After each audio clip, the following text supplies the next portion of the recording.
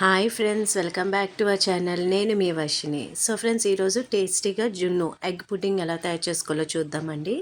So దీనికి జున్ను పాలు ఏమీ అవసరం లేదు. అయితే ప్రాసెస్లోకి వెళ్దామా. ఫస్ట్ అయితే ఒక బౌల్ తీసుకొని 4 ఎగ్స్ అయితే తీసుకుంటున్నాను. 4 ఎగ్స్ని ఇలాగా కట్ చేసుకొని బౌల్లోకి అయితే వేసుకోవాలి. సో ఇంకా మన ఛానల్ని సబ్స్క్రైబ్ చేయలేదా అయితే ప్లీజ్ లైక్ చేసి సబ్స్క్రైబ్ చేసి సపోర్ట్ చేయండి ఫ్రెండ్స్. సో ఇంకా మరిన్ని వీడియోస్తో నేను మీ ముందుకు వస్తాను. సో చూస్తున్నారు కదా, ఇప్పుడు 4 ఎగ్స్ని నేను కట్ చేసేసుకొని బౌల్లో వేసుకున్నాను. 4 ఎగ్స్కి ఇప్పుడు మనం కొంచెము ఇలా చేసుకున్నాక 4 ఎగ్స్కి 1 ప్యాకెట్ క్రీమీ మిల్క్ అండి. అంటే రెడ్ ప్యాకెట్ తీసుకుంటే సరిపోద్ది. ఇందులోని క్రీమ్ అనేది ఎక్కువ ఉంటుంది. క్వాంటిటీ వచ్చేసి 4 ఎగ్స్కి 1 మిల్క్ ప్యాకెట్ వేసుకున్నాక ఇది కొంచెం మిక్సర్ యూస్ చేసుకొని బాగా మిక్స్ చేసుకోవాలండి.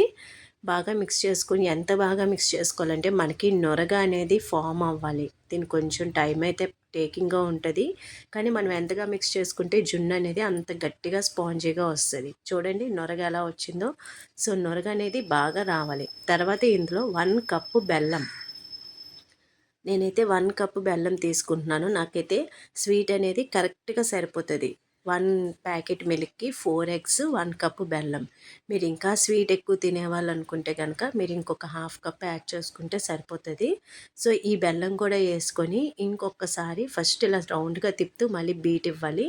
అలాగే ఇంకొకసారి రౌండ్గా తిప్పుతూ బీట్ ఇవ్వాలన్నమాట. అలాగ మనము బెల్లాన్ని కరగబెట్టుకునేంత వరకు మనము అలాగ బీట్ ఇస్తూ మిక్స్ చేస్తూ ఉంటే కనుక చూడండి ఇలా నొరగలాగా ఫామ్ అవ్వాలి. కొంచెం ఫాస్ట్గానే బీట్ చేయాలన్నమాట. ఎందుకంటే మనకి నొరగ అనేది ఎంత బాగా వస్తే అంత మంచిది.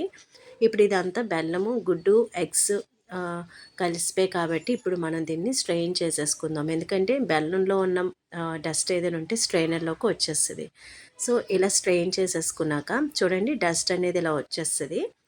ఇప్పుడు ఇలా స్ట్రెయిన్ చేసేసుకున్న తర్వాత దీంట్లోని మనం ముందుగా మిక్సీ పట్టుకున్న యాలకులు, మిరియాల పొడి అండి ఇది.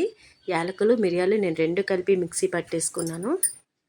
ఇది చాలా టేస్ట్ అయితే బాగుంటుంది జున్నులోకి.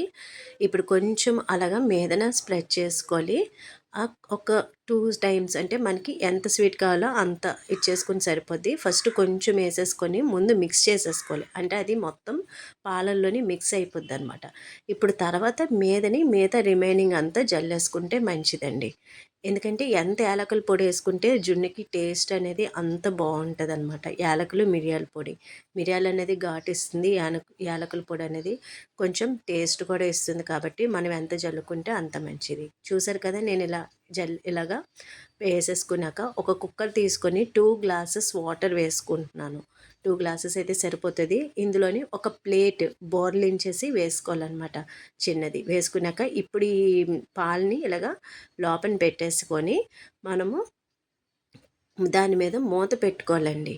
ఈ గిన్నె మీద మూత పెట్టుకొని అలాగే దీని మీద కూడా చిన్న బరువు అనేది పెట్టాలి. నేనైతే దంచిన రాడ్ పెట్టుకుంటున్నాను. చూస్తున్నారు కదా, ఈ రాడ్ పెట్టుకొని కరెక్ట్గా పెట్టుకొని కుక్కర్ క్లోజ్ చేసేసి 2 విజిల్స్ అయితే పెట్టుకోవాలండి. పెట్టుకున్నాక ఇంకేముందండి, జున్ను అయితే రెడీ అయిపోతుంది. చూస్తున్నారు కదా, నేను మూత తీసి చూపిస్తున్నాను. చాలా ఎమ్మీగా ఉంటుంది. ఇప్పుడు మనం అయిపోయిందా లేదా అని చెక్ చేయడానికి ఒక నైఫ్ తీసుకొని మనం లోపల పొడిచామంటే దానికి నైఫ్కి ఏమీ అంటకుండా రావాలి. అంటే ఇప్పుడు జున్ను అయితే రెడీ అయిపోయింది. ఇప్పుడు దీన్ని చల్లార్చేసుకొని ఫ్రిడ్జ్లో ఒక 1 hour 15 minutes, half an hour అలా పెట్టుకున్నాక మనం డీమాల్ చేసుకోవాలి. డీమాల్ చేసుకునే వీడియో అనేది స్కిప్ అయిందండి. సో డీమాల్ చేసుకుంటే చూడండి జున్ను అనేది రెడీ అయిపోయింది. సో ఫ్రెండ్స్, ఈ వీడియో కనుక నచ్చినట్లయితే ప్లీజ్ లైక్ చేసి సబ్స్క్రైబ్ చేసి సపోర్ట్ చేయండి. అలాగే మీరు కూడా ట్రై చేసి ఎలా వచ్చిందో కామెంట్ బాక్స్లో అనేది కామెంట్ చేయండి. సో అలాగే థ్యాంక్స్ ఫర్ వాచింగ్.